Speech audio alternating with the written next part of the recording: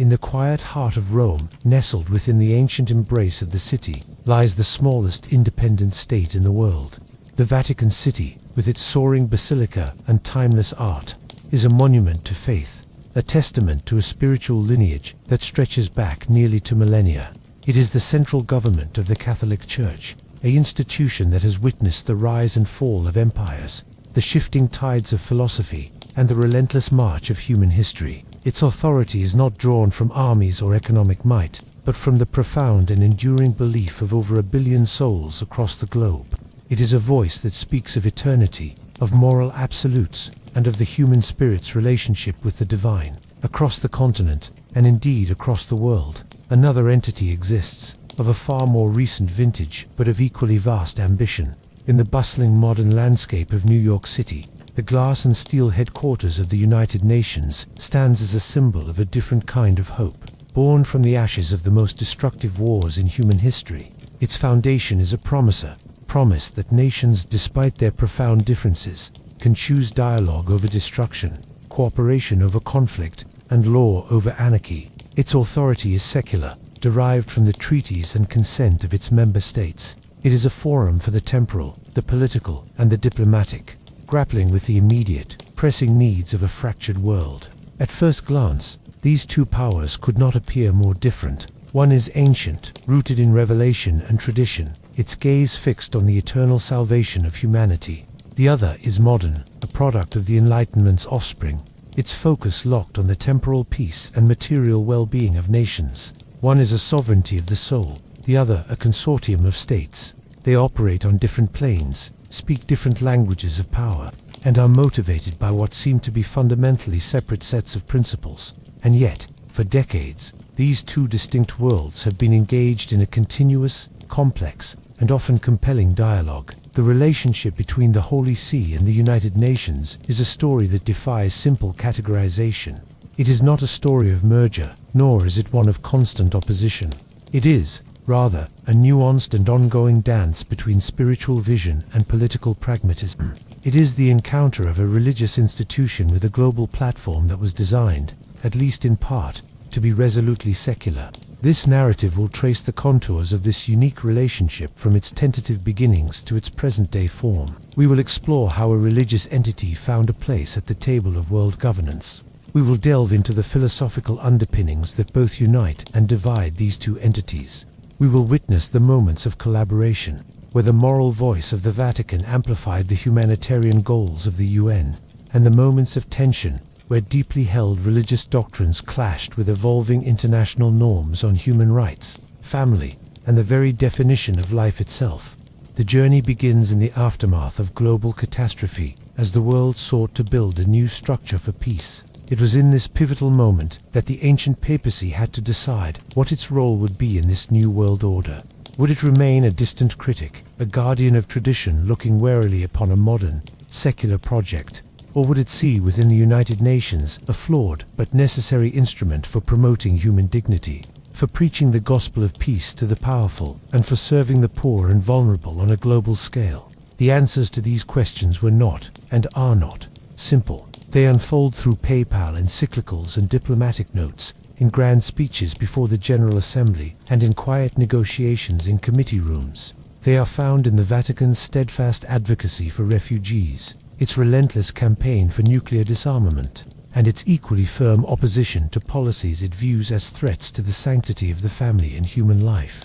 This is a story of how faith seeks to inform power, and how power, in turn, is compelled to listen to, debate, and sometimes resist that faith. As we embark on this long and detailed exploration, we will come to understand that the dialogue between the Vatican and the United Nations is more than a mere diplomatic curiosity. It is a profound case study in the enduring tension and potential synergy between the sacred and the secular in our modern world. It is a reflection of humanity's perpetual struggle to reconcile its highest ideals with its most pragmatic needs, to find a common ethical foundation in a pluralistic global community, and to build a future where both peace and conscience can find a home. So let us begin at the beginning, in a world weary of war, yearning for a new dawn, and watch as these two singular institutions, one old, one new first, turned to face one another, and in doing so began a conversation that continues to shape our world to this day. The year was 1945, and the world lay broken. The great cities of Europe and Asia were scarred by craters and rubble, monuments to the destructive power of a conflict that had engulfed nearly every continent. The air, still thick with the ghosts of the fallen, carried a collective exhaustion, a profound weariness of spirit that permeated everything. This was not merely the end of a war. It was the collapse of an old order, a civilization that had, in many ways, turned its immense technological and cultural achievements against itself. From the battlefields to the bombed-out cathedrals, from the trenches to the death camps, humanity was forced to confront a terrifying reflection of its own capacity for evil. The very concept of progress, once a shining beacon of the modern age, now seemed a cruel and hollow joke. In this landscape of physical and moral ruin, a desperate and urgent question emerged. How could such a catastrophe be prevented from ever happening again? The League of Nations, the previous century's great hope for collective security, had proven to be a fragile vessel, shattered by the storms of nationalism and aggression. A new, more robust structure was needed, one built not on naive idealism, but on the hard-learned lessons of failure and the grim realities of power. It was from this crucible of despair and necessity that the idea of the United Nations was forged. The conversations began even before the final shots were fired, in the grand halls of Washington and the conference rooms of San Francisco. Diplomats, statesmen, and planners gathered, their minds heavy with the responsibility of shaping a future for a traumatized world. The charter they drafted was a remarkable document, a blend of high-minded principle and pragmatic compromise. Its opening words, "We the peoples of the United Nations, determined to save succeeding generations from the scourge of war," were a direct response to the suffering they had just witnessed. It established a Security Council with the primary responsibility for maintaining peace, granting veto power to the great powers in the hope of keeping them engaged. It created an Economic and Social Council to address the root causes of conflict, poverty, disease, and injustice. It was, in essence, humanity's attempt to institutionalize its own survival. Meanwhile, in the Vatican, an institution that had measured time in centuries, the view of this new world order was complex and deeply considered. The papacy of Pope Pius XII had navigated the treacherous waters of the war with immense caution, a stance that would later become the subject of intense historical debate. The Church, with its global network of dioceses, religious orders, and faithful, had witnessed the horror firsthand.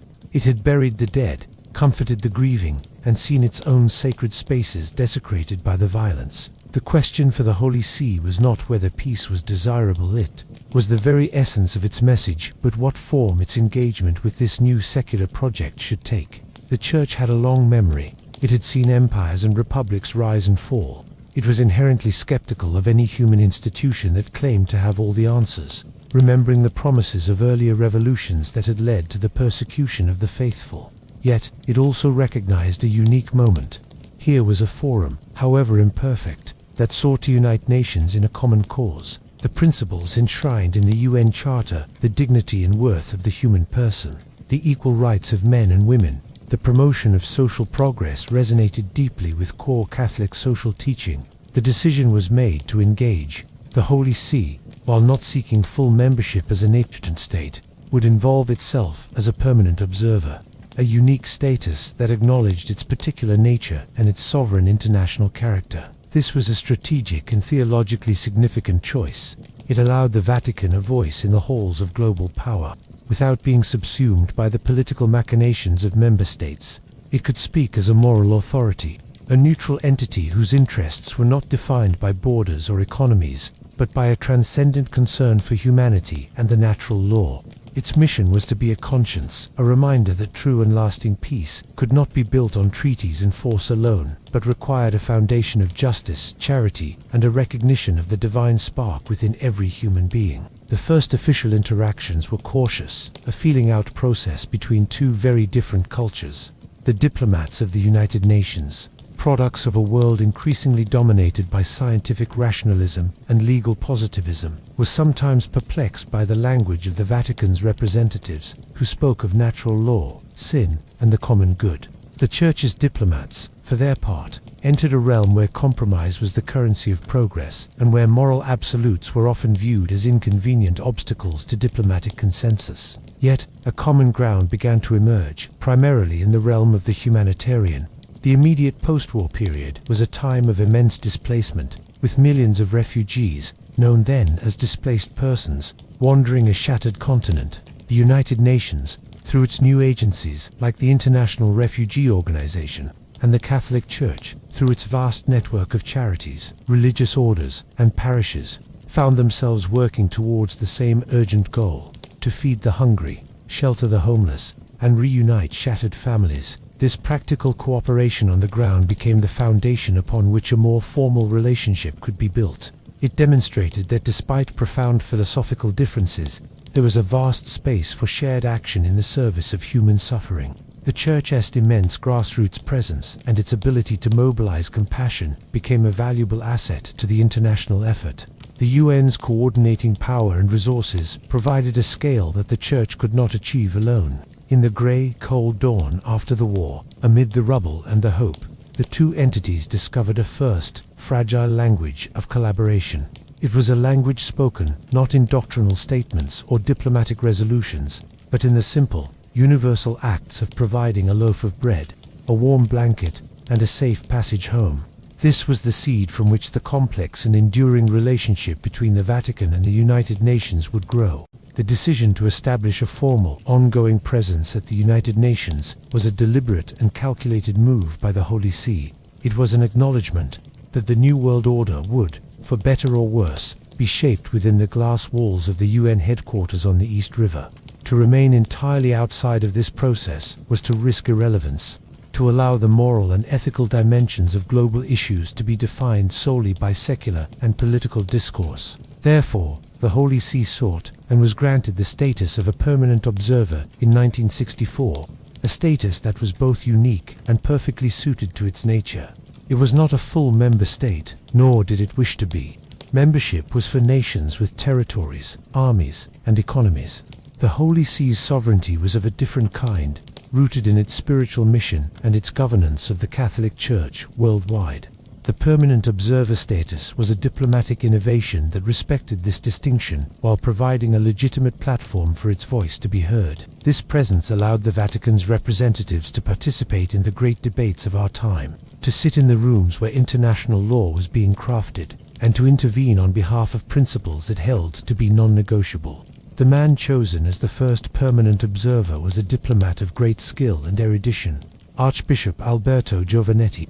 His task was monumental: to translate the ancient wisdom and moral theology of the Church into the modern, technical language of international diplomacy. He and his successors became the bridge between two worlds. They would listen to debates on economic development, disarmament, and human rights, and then rise to speak, not to advance a national interest, but to propose a perspective grounded in a 2,000-year-old tradition of thought about the human person, society, and the common good. The voice of the Holy See in these halls was consistently distinctive. It often challenged the prevailing assumptions of the international community. In an era of accelerating decolonization and the rise of the non-aligned movement, when the rhetoric of national sovereignty was at its peak, the Vatican consistently spoke about the limitations of state power. It argued that sovereignty was not absolute, but was always subject to a higher moral law, natural law that was accessible to human reason, and which taught that the dignity of the person was the foundation of any just society. This was a difficult concept for many diplomats, for whom the state was the ultimate source of authority and law. The Vatican's representatives would patiently explain that without this transcendent reference point, human rights became merely the gifts of the state, which could be given and taken away at will. True rights, they argued, were inherent to the human person, endowed by the Creator, and it was the duty of the state to recognize and protect them. This philosophical foundation shaped the Vatican's early interventions across a spectrum of issues. In discussions on development, it cautioned against models that viewed economic growth as an end in itself. It advocated for an integral human development that attended to the cultural, spiritual, and moral dimensions of people and communities, warning that material progress without ethical guidance could lead to new forms of poverty and alienation. In the tense debates of the Cold War, the Holy See used its neutral platform to plead for disarmament and dialogue. It condemned the logic of mutually assured destruction, calling it a betrayal of humanity's responsibility to safeguard God's creation, and a monstrous theft from the poor, whose needs were being sacrificed to fund the arms race. Its voice was often one of sober realism in a climate of ideological fervor, reminding both East and West that their political and economic systems would ultimately be judged by how they treated the most vulnerable in their midst. Yet, this period was also one of learning for the Holy See. Engaging directly with the UN system revealed the immense complexity of global problems. The Church's diplomats had to master the intricate details of international trade law, environmental science, and nuclear physics. They had to build alliances, not on the basis of shared faith, but on the basis of shared concern for a particular issue. They found common cause with Muslim-majority nations on matters of religious freedom and family values, and with secular European nations on humanitarian aid and refugee protection. This required a new kind of diplomacy, one that was both principled and pragmatic. The Permanent Observer Mission became a small but highly respected hub of activity, a place where ambassadors from conflicting nations might find a neutral space for quiet conversation, facilitated by a party that had no territorial ambitions or economic demands. The Vatican's presence, therefore, was not merely about delivering speeches. It was about being a leaven in the dough of international relations, a subtle but persistent force working to introduce a dimension of conscience into the hard calculations of global politics. The 1960s ushered in a period of profound transformation within the Catholic Church itself, a renewal that would deeply influence its relationship with the wider world and, by extension, with the United Nations. This was the era of the Second Vatican Council, convened by Pope John XXIII and continued by Pope Paul VI.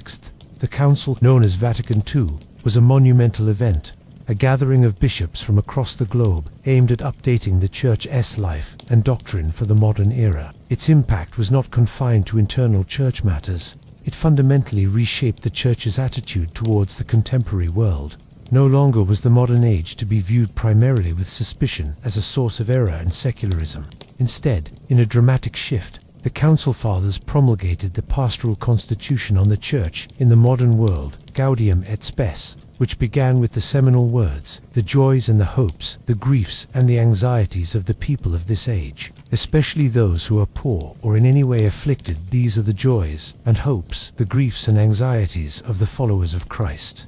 This was a revolutionary statement.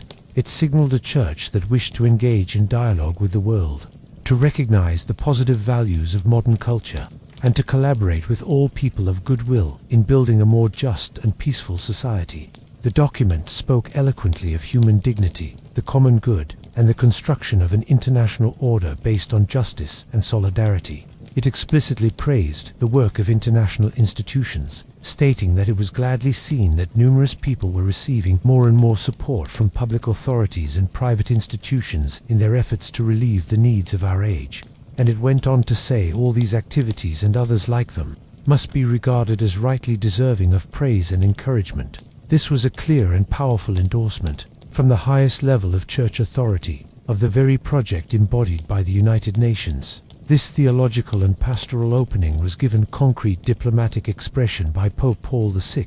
His 1967 encyclical, Populorum Progressio, on the development of peoples, became a landmark text, a kind of moral charter for the Church's engagement on the global stage. In it, the Pope articulated a vision of development that went far beyond mere economic growth. He defined authentic development as the transition for each person and all of humanity, from less human conditions to those which are more human.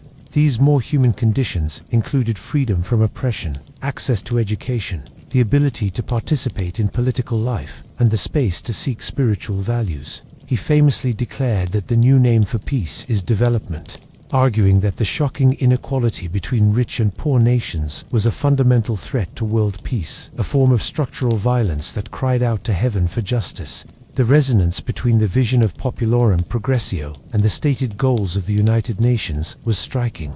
The UN had declared the 1960s its first development decade, and here was the Pope providing a deep moral and ethical framework for that very endeavor. The encyclical called for a global vision of the common good, for rich nations to acknowledge their responsibility toward developing ones, and for the establishment of an international authority capable of promoting the universal common good. It read, in many ways, as a theological companion to the aspirations of the UN Charter. Pope Paul VI did not stop at writing. In a historic and symbolic gesture, he became the first pope in history to visit the United Nations headquarters in New York on October 4, 1965. Standing before the assembled nations of the world, he delivered a passionate address that echoed through the hall. "No more war, war, never again," he pleaded. "Peace. It is peace which must guide the destinies of peoples and of all mankind." He expressed the Church's profound respect for the UN, calling it the greatest of all international organizations and the necessary path of modern civilization and world peace.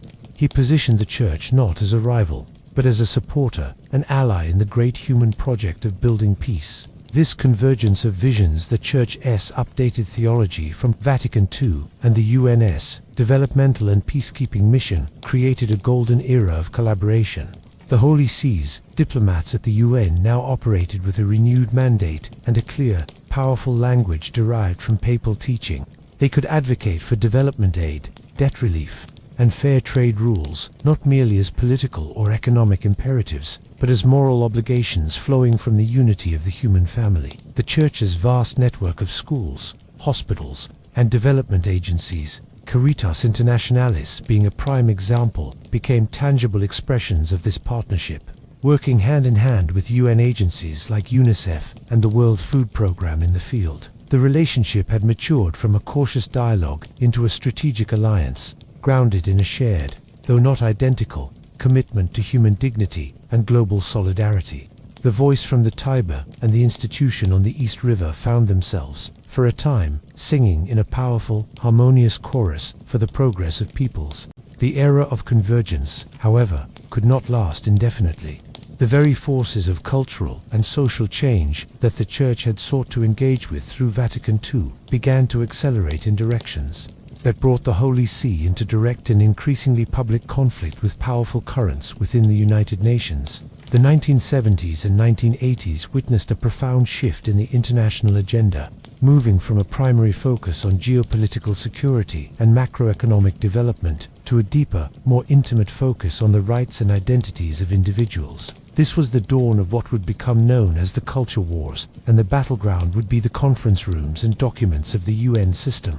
The first major fault line appeared around the issue of population control, as fears of a population explosion gripped the imaginations of Western policymakers and some segments of the scientific community. Immense pressure was placed on developing nations to adopt aggressive family planning programs. For the Holy See, this presented a fundamental crisis. It viewed these programs, which often promoted contraception and, in some cases, included targets and quotas, as a form of neocolonialism that undermined the sovereignty of nations and the rights of families. The Church's teaching, articulated in Pope Paul VI's 1968 encyclical Humanae Vitae, held that the procreative and unitive aspects of the marital act were inseparably linked, and that artificial contraception was morally unacceptable. Beyond the theological principle, the Vatican argued that such top-down approaches distorted the very meaning of development, reducing human beings to problems to be managed rather than persons with inviolable dignity and the right to determine the size of their own families.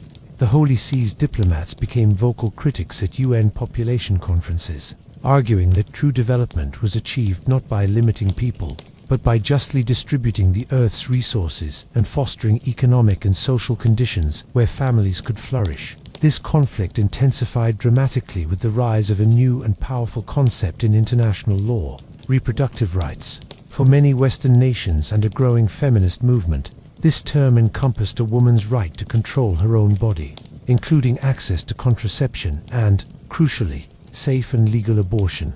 For the Holy See, this was an unacceptable framing. It saw the term reproductive rights as a euphemism that sought to establish access to abortion as a fundamental international human right. This struck at the core of the Church's most sacred belief, the inherent and equal dignity of every human life from the moment of conception. What for others was a matter of women's health and autonomy was, for the Vatican, a matter of fundamental justice for the unborn, the most silent and vulnerable of all. The battles were no longer philosophical. They became intensely legal and linguistic, fought over the precise wording of documents at landmark unconferences. The 1994 International Conference on Population and Development in Cairo and the 1995 Fourth World Conference on Women in Beijing. The Holy See's delegation engaged in a form of diplomatic trench warfare, negotiating tirelessly to remove any language that could be interpreted as creating an international right to abortion. It formed unexpected alliances with Muslim-majority countries and some Latin American nations, creating a bloc that, while differing on many other issues, shared a concern about the imposition of Western social values. The Vatican was often portrayed in the global media as an obstructionist, conservative force, out of step with the modern world. But from its perspective, it was defending a foundational truth without which all other human rights became meaningless: the right to life itself. This period marked a critical juncture in the relationship. The Holy See's role at the UN was no longer that of a supportive ally on humanitarian issues, but often that of a principled and lonely dissenter on issues of anthropology and morality. It forced a confrontation between two competing visions of human freedom, one that viewed freedom primarily as individual autonomy and liberation from biological and social constraints, and another that understood freedom as the ability to choose the good in accordance with a transcendent moral order. The cozy collaboration on refugees and development now existed alongside fierce, deeply emotional clashes over the definition of the family, gender, and the very beginning of human life. The relationship between the Vatican and the United Nations had entered a new, more complex, and more contentious phase, revealing that their shared language of human dignity could mask profoundly different understandings of what it means to be human. While the battles over life and family dominated headlines, the Holy See's engagement at the United Nations was never monolithic. Even as it staunchly defended the unborn, it was simultaneously amplifying its voice on a different yet intrinsically linked set of global issues, applying the same fundamental principle of the inviolable dignity of the human person to the realms of war, poverty, and the environment. This comprehensive worldview, often called the consistent ethic of life or the seamless garment approach, sought to present a unified moral vision that connected the protection of the unborn with the quest for peace and justice for the living. Nowhere was this more powerfully demonstrated than in the Vatican's relentless advocacy for nuclear disarmament. During the darkest days of the Cold War, when the logic of deterrence was accepted as an unchangeable fact of international life, the Holy See emerged as one of the most consistent and morally clear voices against the arms race. It refused to accept the premise that the threat of mutual annihilation could be a legitimate foundation for peace. Pope John Paul II, a figure who had witnessed firsthand the brutal ideologies of both Nazism and communism, brought a unique moral authority to this cause. At the UN's second special session on disarmament in 1982, he delivered a landmark address, declaring that the stockpiling of nuclear weapons was not only a political failure, but a moral wrong. He argued that the very possession of such weapons, with their uncontrollable and catastrophic potential, already created a state of mistrust and fear that poisoned international relations.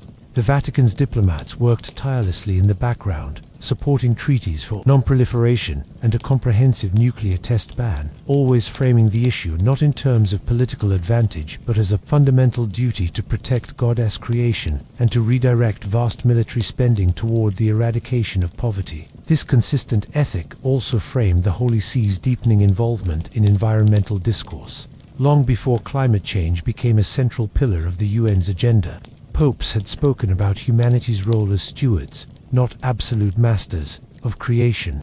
This theological concept found its full diplomatic expression in the growing body of interventions on sustainable development. The Holy See consistently argued that the ecological crisis was, at its heart, a human and moral crisis.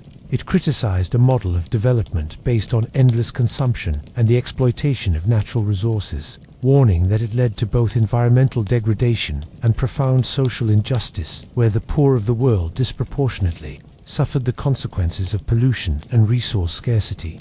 When Pope Francis issued his encyclical Laudato Si in 2015, it was immediately recognized as a seminal text not just for Catholics, but for the entire international community. The document masterfully wove together the cry of the earth and the cry of the poor, presenting an integral ecology that linked the protection of the natural world with the defense of human life at all its stages and the preservation of the family. It provided a powerful, theologically grounded framework that resonated deeply with the UN's own Sustainable Development Goals, yet challenged the underlying materialist and technological assumptions of many proposed solutions. Furthermore, the Holy See remained a steadfast voice for those displaced by the very conflicts and injustices it sought to prevent. In debates on migration and refugees, it consistently advocated for policies rooted in compassion, solidarity, and the recognition of the fundamental right to seek a better life. It challenged the rising tide of nationalism and xenophobia, reminding nations of their shared responsibility toward those fleeing war, persecution, and desperate poverty. It spoke of the culture of encounter and warned against the globalization of indifference. Through this broader canvas of issues, from the bomb to the migrant, from the rainforest to the unborn child, the Holy See demonstrated the coherence of its position. It was not a collection of disparate political stances, but a single, integrated moral vision flowing from its understanding of the human person created in the image of God. This made its presence at the UN uniquely challenging. It could not be easily categorized as left or right. It was a partner on humanitarian aid and climate action, and a staunch opponent on abortion and gender ideology. This consistency, while often frustrating to those who preferred simpler political alignments, forced the international community to confront the deeper connections between its various agendas, challenging the UN to consider whether a peace built on the threat of annihilation, or a development that excluded the most vulnerable, could ever be truly sustainable or just. The dawn of the 21st century and the subsequent decades have not simplified the relationship between the Holy See and the United Nations. They have rendered it more complex, more public, and in many ways, more critical. The global stage has become a truly pluralistic arena, a cacophony of voices, interests, and ideologies, all vying for influence within the UN system. In this crowded and often fragmented landscape, the Holy See has had to refine its diplomatic strategy, navigating a world where traditional alliances are fluid and new. Potent forces shape the international agenda. One of the most significant developments has been the rise of powerful non-state actors, from massive multinational corporations to influential global non-governmental organizations. Many of these NGOs, particularly those advocating for a specific suite of sexual and reproductive rights, have gained significant consultative status within the UN Economic and Social Council. This has created a permanent, organized opposition to the Holy See's positions on life and family issues right within the UN's own architecture. The debates are no longer confined to closed-door diplomatic sessions. They play out in parallel side events, in media campaigns, and in the relentless push to incorporate terms like gender identity and comprehensive sexuality education into official UN documents. The Holy See's mission has had to become adept at what some term documentary warfare, scrutinizing every draft resolution, every outcome document, for language that could be used to undermine its core moral teachings. Its diplomats must be scholars of semantics, legal experts, and coalition builders, often working late into the night to negotiate text that protects what they see as fundamental truths. In response to this challenging environment, the Holy See has also become more strategic in its own coalition building.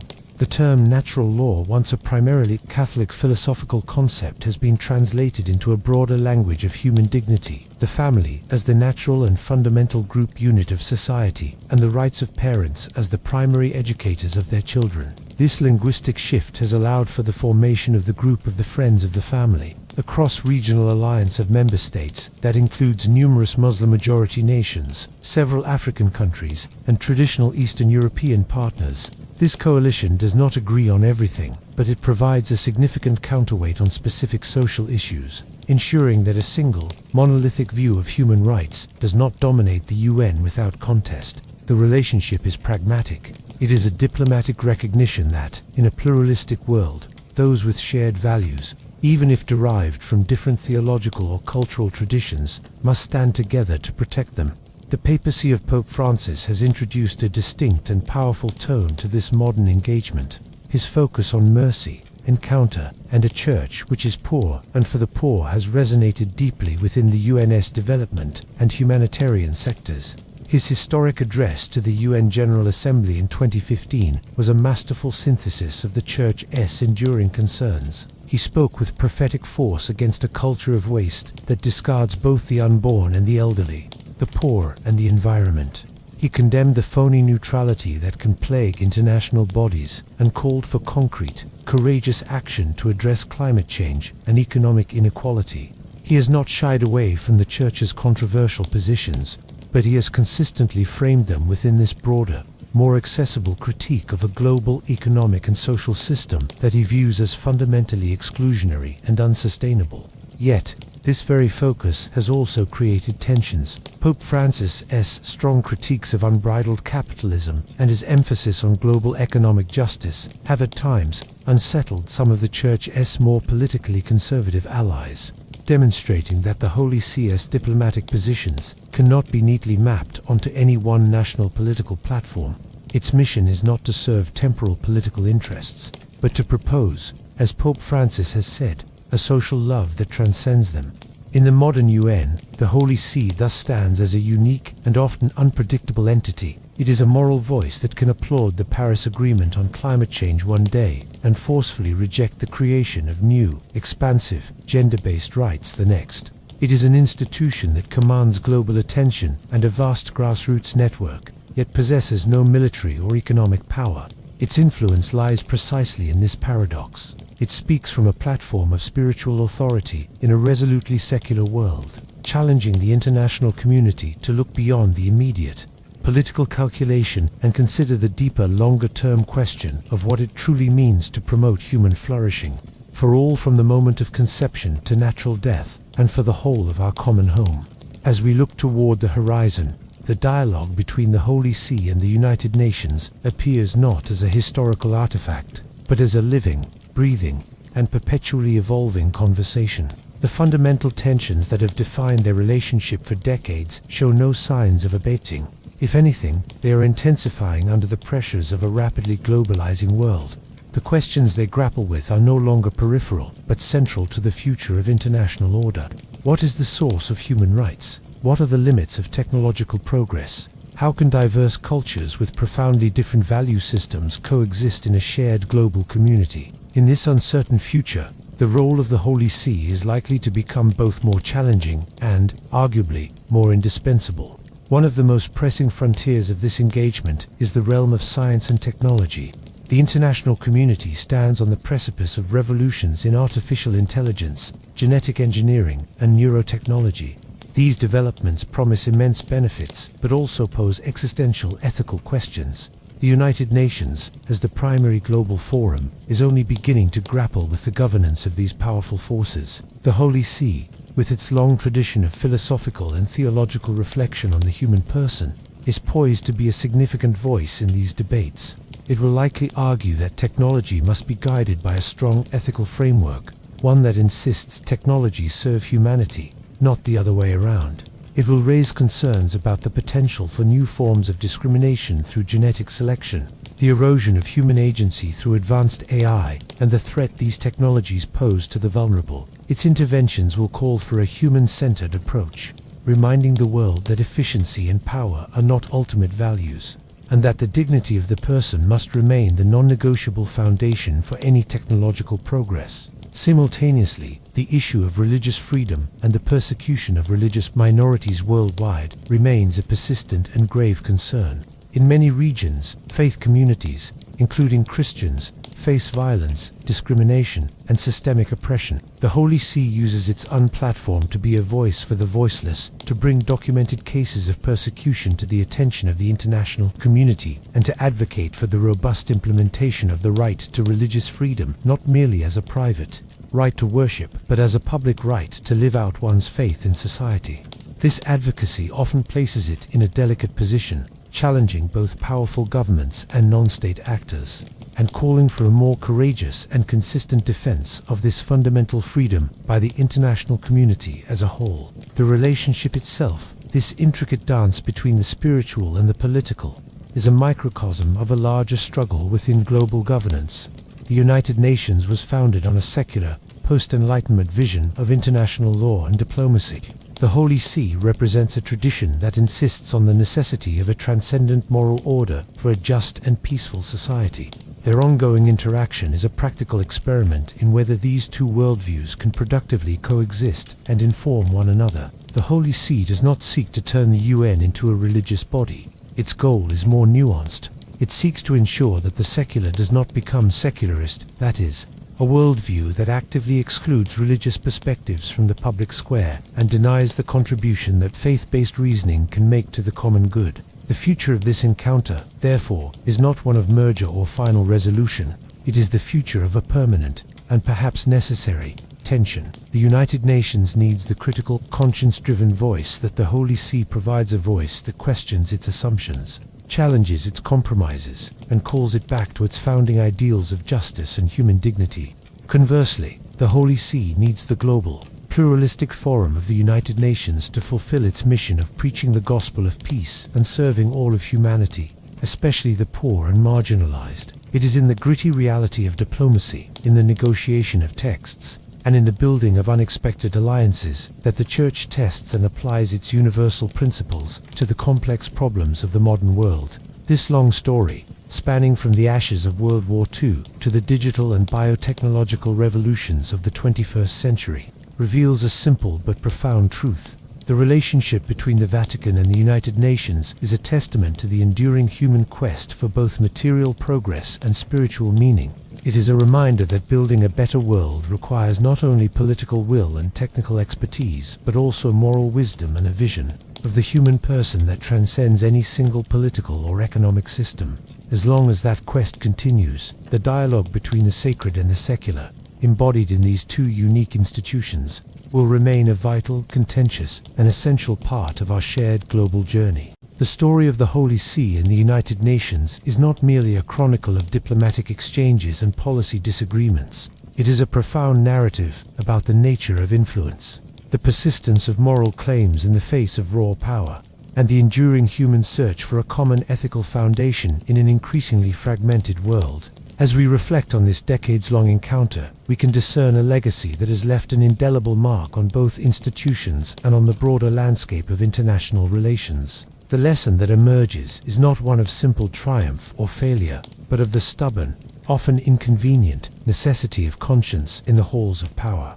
The legacy of the Holy See's engagement is multifaceted. On a practical level, its impact is visible in the countless humanitarian initiatives it has supported, amplified, and often pioneered alongside UN agencies. From refugee camps to disaster zones, from rural clinics to schools in impoverished neighborhoods, the grassroots network of the Catholic Church has been a tangible force for good, operationalizing the lofty ideals discussed in New York and Geneva. Its diplomatic tenacity has left a mark on the very language of international law, ensuring that phrases like the inherent dignity of the human person and the natural family remain part of the official lexicon, providing a foothold for alternative visions of society against more utilitarian or individualistic models. Perhaps its most significant legacy, however, is its role as a permanent witness. In a world where national interests are paramount and short-term political gains often dictate policy, the Holy See has consistently spoken from a different vantage point.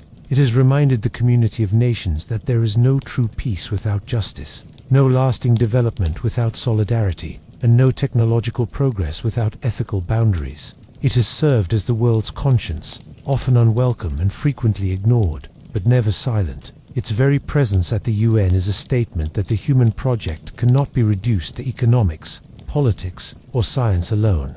It is fundamentally a moral endeavor. For the United Nations, the relationship with the Holy See has been equally formative. It has forced the world body to confront its own philosophical underpinnings. The UN cannot simply assume a universal self-evident definition of human rights. It must continually engage in the difficult work of justifying and defining them in dialogue with the world's great cultural and religious traditions.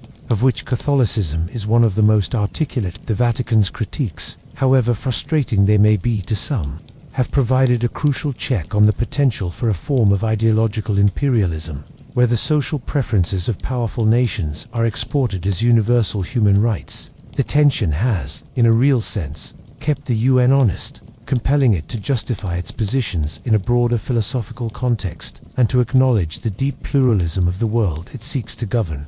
The ultimate lesson of this long history is that power, to be legitimate and sustainable, must be tempered by an authority that speaks not of what can be done, but of what should be done.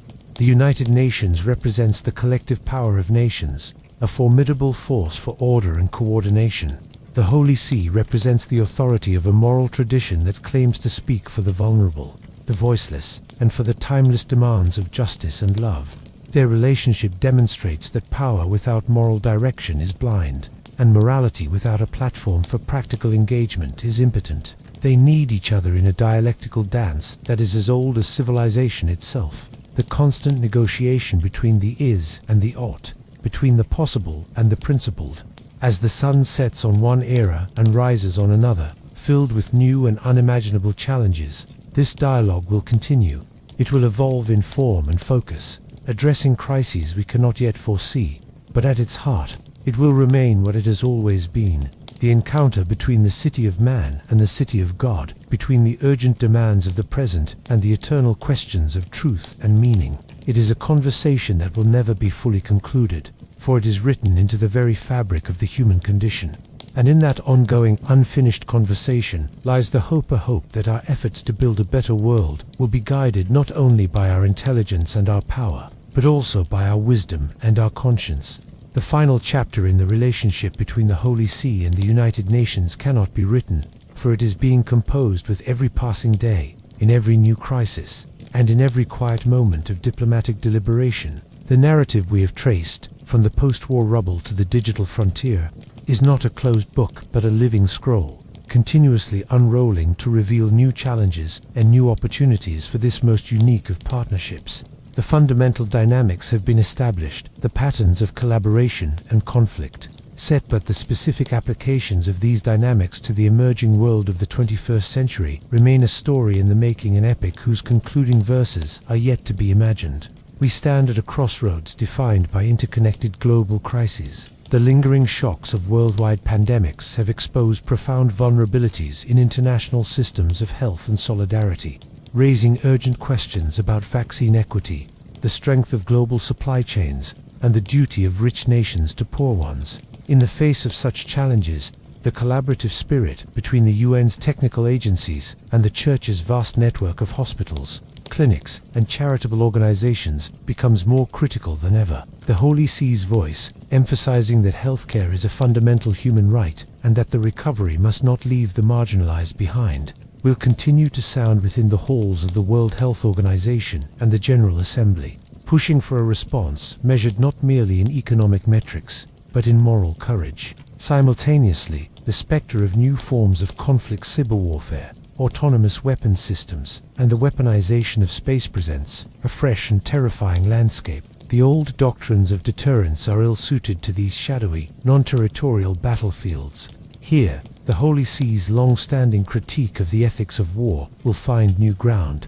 It will likely challenge the international community to develop new frameworks of accountability and restraint, arguing that the increasing physical and moral distance between a weapon's user and its victims erodes the very foundation of humanitarian law. Its call will be for a preemptive, human-centered governance of emerging technologies of conflict, a daunting task that will test the limits of both diplomatic innovation and moral conviction.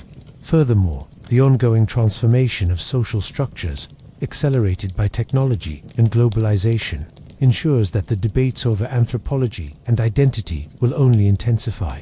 Concepts of the human person, of community, and of the family are being radically redefined in cultures across the globe. The Holy See, as a guardian of a particular vision of the human person as a created, relational, and spiritual being, will inevitably find itself in profound dialogue, and often in stark opposition, to other influential visions that prioritize individual autonomy and self-creation. This clash of anthropologies is not a side issue. It is the substrate upon which all other human rights discussions are built. The future of this relationship will be shaped by how these deepest of questions are engaged. What does it mean to be human? The answer is formulated, whether through consensus, compromise, or respectful disagreement, will define the ethical character of the coming age. The enduring narrative of the Vatican and the United Nations, therefore, is more than a historical case study. It is a real-time demonstration of humanity's struggle to govern itself with both wisdom and power. It is the story of a 2,000-year-old institution speaking to a world it could never have imagined, and of a 75-year-old world body listening to a voice from a past it sometimes struggles to understand. Theirs is a necessary conversation, one that reminds us that the project of human community is never finished, that peace is not a destination but a path, and that the quest for justice requires both the pragmatic architect and the unwavering prophet. As long as that quest endures, the dialogue between the sacred and the secular on the global stage will continue, a vital and unending conversation for the soul of the world. While the public addresses before the General Assembly and the dramatic clashes at international conferences capture the world's attention, a deeper, less visible layer of interaction forms the steady heartbeat of the relationship between the Holy See and the United Nations. This is the realm of quiet diplomacy, of daily engagement in the committee rooms and corridors, where the real painstaking work of building understanding and finding slivers of common ground takes place. Away from the spotlights, the permanent observer mission of the Holy See functions as a hub of persistent, low-key advocacy and relationship building. Its influence often felt more in the subtle shaping of discussions than in the headlines they generate. The work here is granular, focused on the technical language of resolutions and the operational details of programs. A Holy See diplomat might spend weeks engaged in negotiations over a single paragraph in a document concerning children's rights, seeking to ensure it recognizes the primary role of parents and protects the unborn.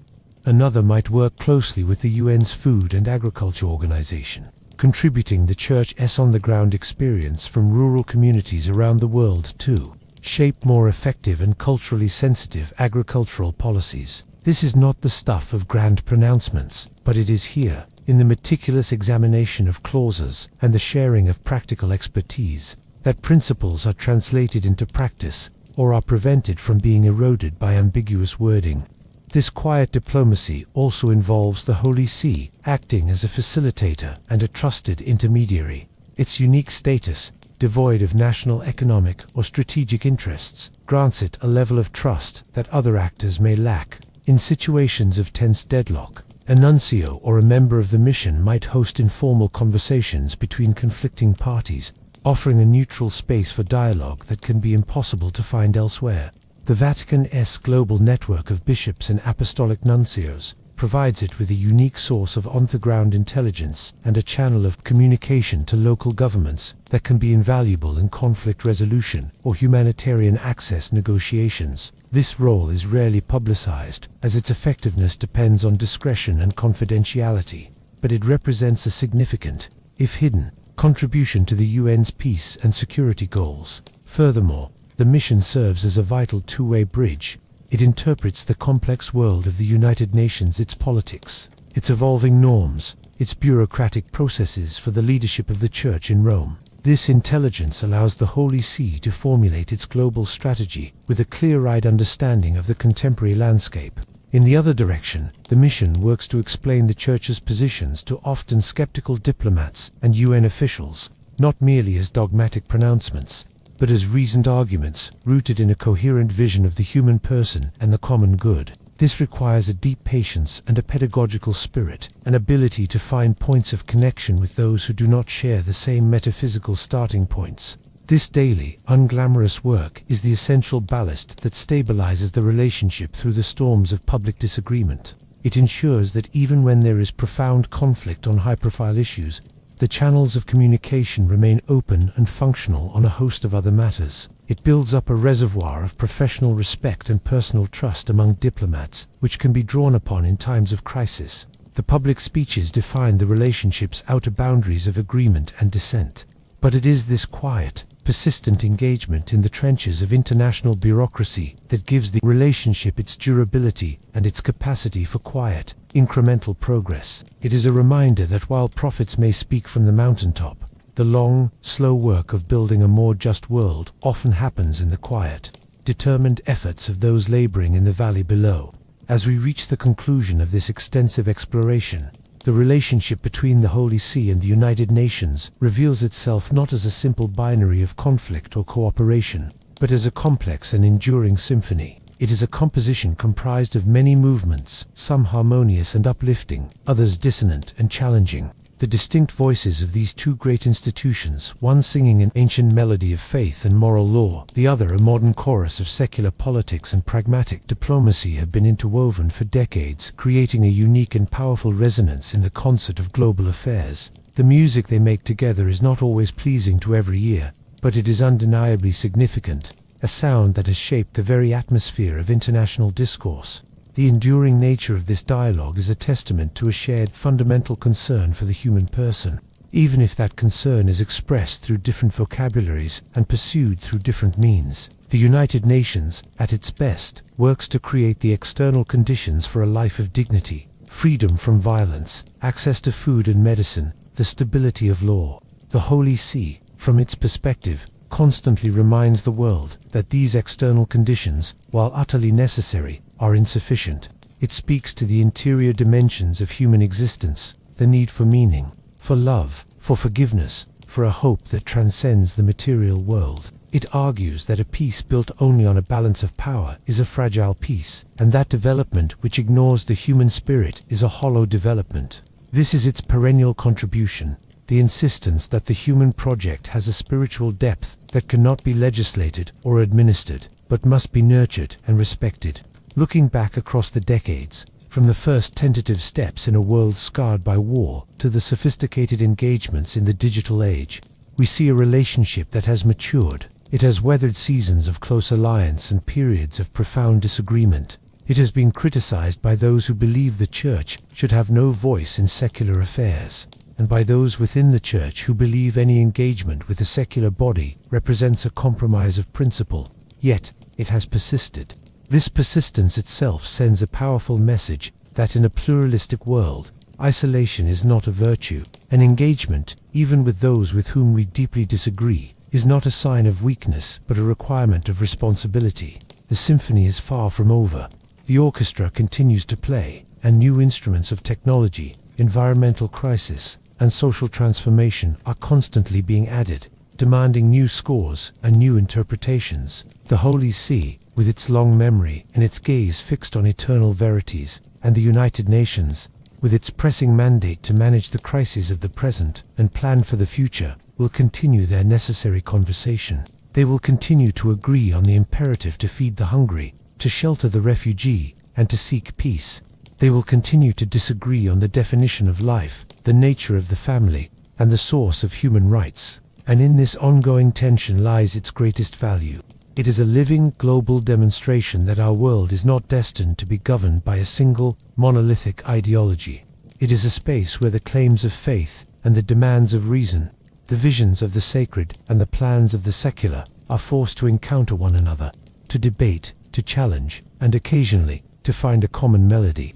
This is the unfinished symphony of the Vatican and the United Nations, a complex, sometimes cacophonous, but always vital composition that continues to sound the profound and hopeful note that for all our differences, we are one human family, on a shared journey, in search of a peace that is both temporal and eternal. The narrative of the Holy See and the United Nations does not conclude with a definitive summary or a final judgment. Rather, it continues as an unbroken chain, each link forged in the fires of contemporary crises and opportunities, adding to a legacy that is both historical and immediately alive. This living legacy is not merely housed in archives or enshrined in past treaties. It is active in the daily choices of diplomats, in the strategic priorities of popes and secretaries general, and in the collective imagination of a world grappling with its own identity. The relationship has become an institutionalized dialogue, a permanent fixture on the global stage that continues to shape how humanity conceives of its shared future. This legacy manifests most tangibly in the individuals whose lives have been touched by the collaborative efforts of these two entities. It is present in the refugee child educated in a Catholic school supported by UNHCR, in the farming community whose agricultural practices were improved through a partnership between the Food and Agriculture Organization and Caritas, and in the communities reconciled through peace processes where local church leaders provided crucial mediation supported by UN political missions. These are the silent human-scale monuments to this unique partnership. While the world focuses on the high-level debates, the most profound impact often occurs far from New York or Geneva, in the dusty streets of developing towns and the crowded classrooms of underserved regions, where the principles debated in grand halls are translated into concrete acts of solidarity and development. Furthermore, the relationship has created a unique school of diplomacy. Generations of Holy See diplomats have been trained in the art of navigating the complex, multicultural ecosystem of the United Nations. They have learned to articulate a vision of the human person that is both theologically coherent and accessible to a secular, pluralistic audience.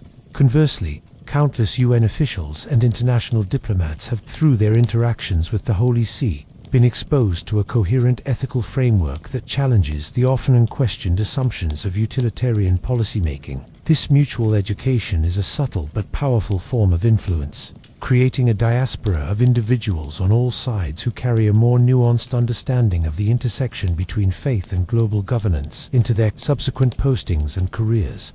The chain of encounter remains unbroken because the fundamental questions it engages are perennial. The rapid pace of change in the 21st century does not abolish these questions. It merely provides new contexts for them. Artificial intelligence forces a new conversation about consciousness and agency. Biotechnology demands a fresh examination of what it means to be human. Ecological collapse calls for a renewed theology of creation. In each of these arenas, the Holy See brings a 2,000-year-old tradition of inquiry into human nature, purpose, and destiny. The United Nations provides the foremost forum where these reflections can be tested, debated, and integrated or rejected into the emerging global consensus. Therefore, to speak of the relationship between the Vatican and the United Nations is to speak of an ongoing story of encounter. It is a story that will be written by future popes and future UN leaders, by the yet unknown crises that will confront our world, and by the young diplomats and activists who will step onto this stage in decades to come. The dialogue between religion and politics, between the spiritual and the temporal, is as old as human society itself. The specific incarnation of this dialogue between the Holy See and the United Nations is its modern, global expression. It is a work in progress, a conversation that is essential, unfinished, and destined to continue as long as humanity seeks both to organize itself politically and to understand its place in a cosmos filled with meaning. The chain continues to be forged, link by link, in an unbroken legacy of encounter that stretches from the past, actively shapes the present, and reaches confidently and necessarily into the future. Beneath the surface of diplomatic notes and public pronouncements, beyond the documented agreements and the equally documented disputes, exists an unspoken harmony between the Holy See and the United Nations. It is a resonance found not in shared doctrine or political strategy, but in a common, profound concern for the fate of the human family. This foundational, often implicit, agreement is the bedrock upon which all their interactions, both cooperative and contentious, are built. It is the understanding that despite vastly different methodologies and metaphysical starting points, both institutions are in their own ways dedicated to the service of humanity and the pursuit of a world where peace and dignity are not mere aspirations but tangible realities for all. This shared hope is most visible in their mutual commitment to the vulnerable. Whether articulated in the language of the preferential option for the poor or leaving no one behind, the imperative to protect those on the margins is a powerful, unifying force. It is this shared conviction that mobilizes joint efforts in the aftermath of natural disasters, that drives collaboration in refugee camps, and that fuels their common critique of economic systems that exacerbate inequality. When a hurricane devastates a region, the theological differences over the origin of human life are set aside in the urgent, practical work of the Church's charities and the UN's disaster relief agencies, working side by side to deliver food, water, and shelter. In these moments, the unspoken harmony becomes a deafening chorus of practical compassion, drowning out the dissonance of ideological conflict. This harmony also resonates in a shared belief in the power of dialogue itself. Both institutions, despite facing frequent criticism for inefficiency or irrelevance, operate on the fundamental premise that talking is preferable to fighting, that diplomacy is superior to destruction. The United Nations was created as the ultimate forum for this belief. The Holy See, for its part, has for centuries acted as a diplomatic entity, advocating for negotiation and peaceful resolution of conflicts, often serving as a neutral channel between warring parties. Their mutual presence in the international arena is a continuous, powerful endorsement of the idea that human reason and conversation, however flawed and frustrating, are the only sustainable path for managing human conflict and difference. They both stand as bulwarks against the cynical belief that force is the final arbiter of all disputes. Furthermore, there is a shared, albeit differently expressed, optimism about human potential. The UN's very existence is a testament to a belief that humanity can learn from its mistakes, that it can build institutions to curb its worst instincts and promote its better angels. The Holy See's mission is grounded in a hope that transcends history, but which also affirms the goodness of creation and the possibility of grace working through human affairs to build a more just world. This is not a naive optimism, but a hopeful resilience. A stubborn refusal to surrender to despair or cynicism in the face of overwhelming challenges. It is the hope that allows a papal nuncio and a UN ambassador to sit down together after a bitter disagreement. Not because the disagreement is resolved, but because the shared work of serving humanity is too important to abandon. Ultimately, the story of the Holy See and the United Nations is a human story. It is a story of an ancient institution seeking to apply eternal truths to a changing world, and a modern institution seeking to find universal principles in a divided world. Their relationship is a microcosm of the struggles and aspirations that define our time, the search for meaning in a secular age, the tension between global solidarity and national identity, the conflict between individual rights and the common good. Their unspoken harmony lies in the recognition that these struggles are the growing pains of a single human family, and that despite their profound differences, they are both in their own ways committed to nurturing that family toward a future where every person can flourish. This shared, quiet hope is the enduring music that plays on, long after the speeches are over and the conference halls have emptied, a timeless melody for a common home. And so, our exploration of this profound and complex relationship draws to a close. Not because the story is over, but because we have reached the limit of our present telling. The dialogue between the Holy See and the United Nations continues, an unending conversation between faith and reason, between the eternal and the temporal, between the spiritual and the political. It is a journey without a final destination, a perpetual motion of encounter, debate, collaboration, and dissent that mirrors the ongoing human quest for a world that is at once peaceful, just, and filled with meaning. We have traveled from the ashes of World War II, the digital frontiers of the 21st century. We have witnessed moments of profound harmony, where shared humanitarian goals brought these two giants together in powerful synergy. We have also witnessed deep valleys of disagreement, where foundational beliefs about life, family, and human nature created seemingly unbridgeable chasms. Through it all, the engagement has persisted, a testament to its necessity. The world needs the United Nations to coordinate the pragmatic work of global governance, to be a forum for nations and a responder to crises. And the world needs the Holy See to ask the uncomfortable questions, to challenge the prevailing assumptions, and to remind everyone that humanity is more than the sum of its material needs and political agreements. This relationship is not a problem to be solved. It is a tension to be managed, a dynamic balance that is essential for a healthy global community. It ensures that power is questioned by conscience, and that morality is tested by the complex realities of global politics.